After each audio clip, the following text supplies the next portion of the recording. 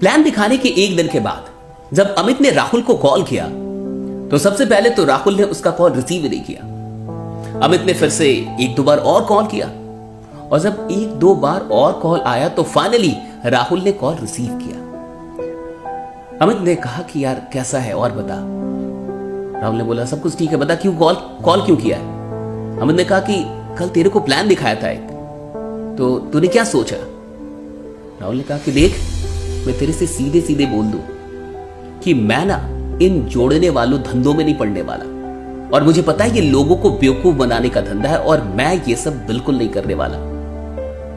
अमित को थोड़ा सा दुख जरूर हुआ क्योंकि राहुल उसके बचपन का दोस्त था और अमित चाहता था कि राहुल उसके साथ मिलके इस बिजनेस में आगे काम करे और दोनों मिलके आगे बढ़े।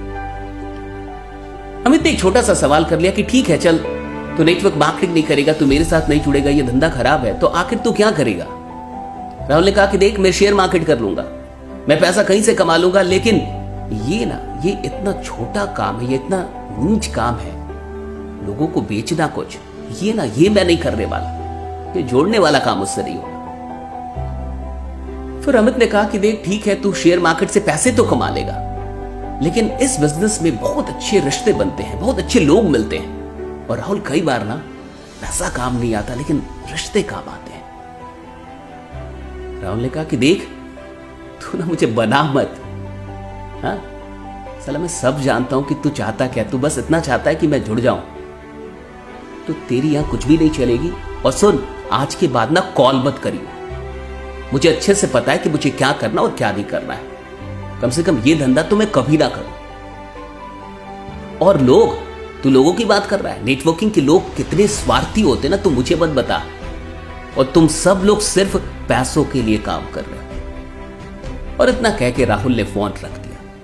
अमित को थोड़ा सा दुख जरूर हुआ क्योंकि अमित चाहता था कि राहुल उसके साथ आगे बढ़े, लेकिन फिर भी अमित के पास कोई ऑप्शन नहीं था। उसने उसको कॉल करना बंद कर दिया क्योंकि वो नहीं चाहता था कि जो दोस्ती है वो भी टूट जाए। और फाइनली अमित अपने काम में लग गया।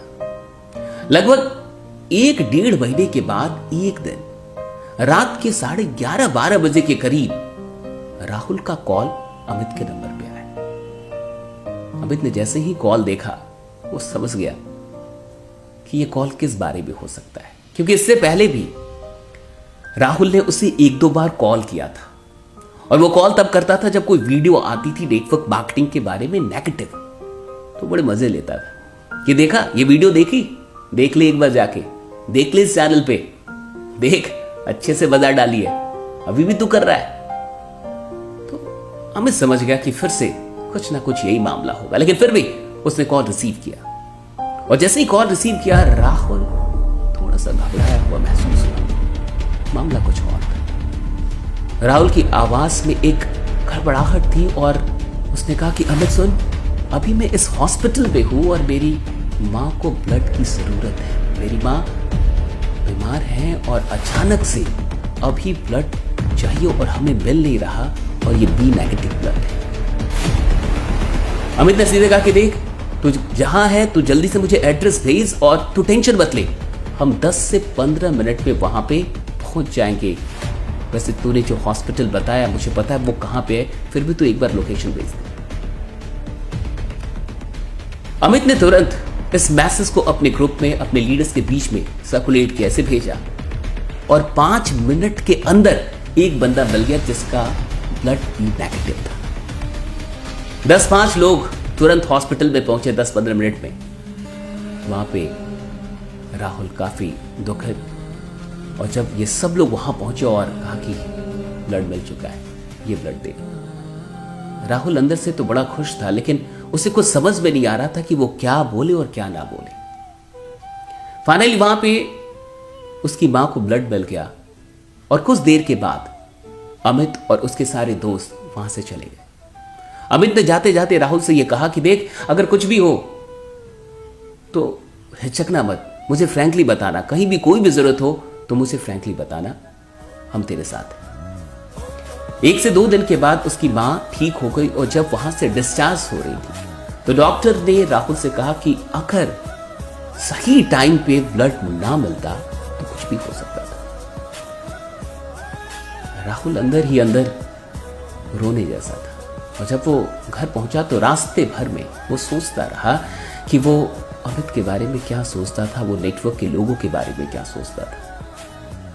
जब वो घर पहुंचा तो उस रात उससे रहा नहीं गया और उसने अमित को कॉल किया। जैसे ही अमित ने कॉल उसका देखा, उसने रिसीव किया और उसने सबसे पहली बात यही पूछी कि और बता माँ कैसी है। राहुल ने कहा कि सब कुछ ठीक है, माँ घर आ गई है, ठीक हो गई, सब कुछ बढ़िया है। राहुल को कुछ समझ में ना आया, फिर भी राहुल ने कहा कि देख सब कुछ तो ठीक है लेकिन बस एक चीज ठीक नहीं है। अमित ने कहा क्या क्या प्रॉब्लम बता। कि तूने मुझे अभी तक जोड़ा नहीं। यार क्या फालतू की बात कर रहा है, तुझे ये काम नहीं कर रहा है। और तू ये मत सोच कि हम लोग ब्लड इसलिए देने गए थे या सहायता हम लोगों ने इसलिए की कि हम चाहते हैं कि तेरी जुआनी हो जाए, ऐसा बिल्कुल नहीं है।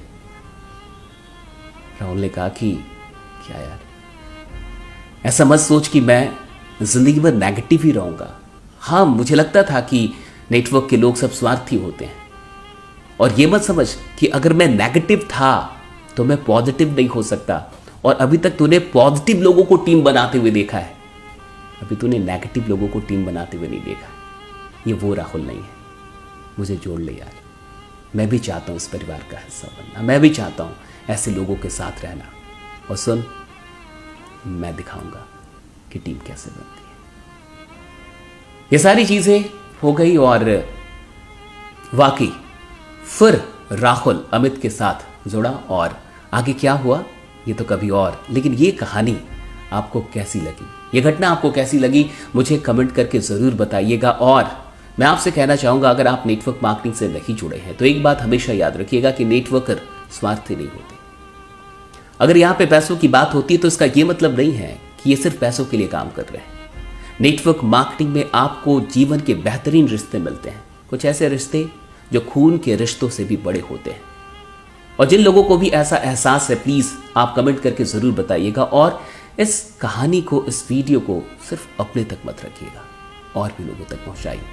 बाकी मैं ऐसी ही और भी कहानियों के साथ आगे आपको मिलता रहूंगा। बने रहिए, जमे रहिए, क्योंकि आपका जीतना सुनिश्चित है। Thank you so much.